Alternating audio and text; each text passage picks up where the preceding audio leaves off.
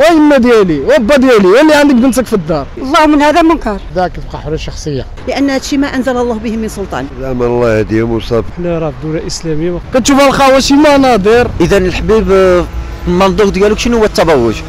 واخا الا زيدت غادي نقول لك دابا هما رجعوا كيشوفوا هذا التبرج هذا حاجه عاديه، فهمتي؟ وهي راه ماشي حاجه عاديه، هو بنادم رجع عاديه، واش فهمتي؟ اما حنا اللي ربانا الوالدين ديالنا عليه هو الستره والحشمه ويا خرج موقره وكذا. دابا رجعنا كنشوفوا كلشي عادي. الخاوه اللي ماشى مع الريال اللي في بحر لا حول ولا قوه الا بالله. بعد الدراري التطوان هاد العام ما بقاوش كيمشيو بحر الخاوه. يعني يخافوا الله شويه، يخافوا الله لان حنا كنحشموا قدام الاهل ديالنا والاحباب ديالنا ملي كنكونوا ماشيين معاهم، لان هادشي ما انزل الله به من سلطان. فانا بالنسبه لي انا هذاك تبقى حريه شخصيه. مساله التربيه هادشي ما كناش كنعرفوه، ولكن الضروره جابت هذه حريه شخصيه. بغيت نقول لك زعما الله يهديهم وصافي. هذا الوقت هذا اللي لحقنا الله يهديهم اخلاق وصافي. الله ينبهنا تاخذ الخير، الله يعفو عليهم، الله يعفو عليهم، الله يسر لموليدي. ما لاحظتي شي يما ديال ان العيا دابا كثر من شحال هادي؟ الله من هذا منكر، الله من هذا منكر. الرجال مع مستورين والله يعفو على من عصى الحبيب. حنا راه في دوله اسلاميه ما خصهمش يكونوا هيدا كيجيو عاريين، وخصوصا في البحر. ما كنبغيش نمشي للبحر على داك الشيء، انا مابقاش توقف مع العائله ديالك في البحر. هذا هو تما غادي انت عارف المنكر.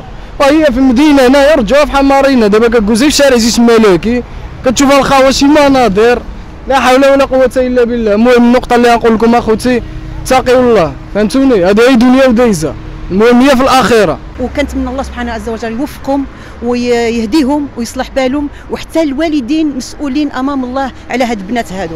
يعني نهيو شويه، لان الله تعالى وتبارك امرنا في القران بعدا باش نستروا. يعني وهي كاينه ايه خاصه اللي كيقول الحجاب ما كاينش، فكيكفر بهذا الشيء اللي نزل الله سبحانه عز وجل. جات واحد الوقت اللي كتبقى حريه شخصيه، بغيت نقول له كيبقى كل واحد ونصيحه الله يهديهم، طلبهم الهدايه. الشيء اللي كاين نقول الله يهديهم.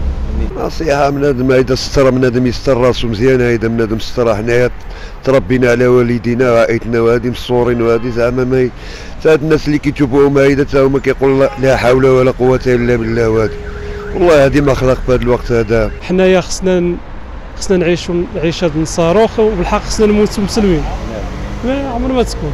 ويما ديالي وبا ديالي واللي عندك بنتك في الدار راه عمره ما كان عادي تخليها تخرج هيداك مزيره ويأديوها. ونقولوا الذكور عاملين عقلهم يلا، وبنادم شارف يأديها صاحبي، واش فهمتي؟ وغير شويه الستر هدايا. حتى الرجال او الشباب ما عندهمش القدره على الزواج، ومني كتكون بنت جايزه متبرجه كتجبر داك الشاب يعني كيهيج هو في واحد الوقت صعيب عليه. ما كايناش يعني استطاعه باش يتزوج، وما كايناش استطاعه يعني العمل ديال الفرص الخدمه، وما كاينش بزاف د الحوايج.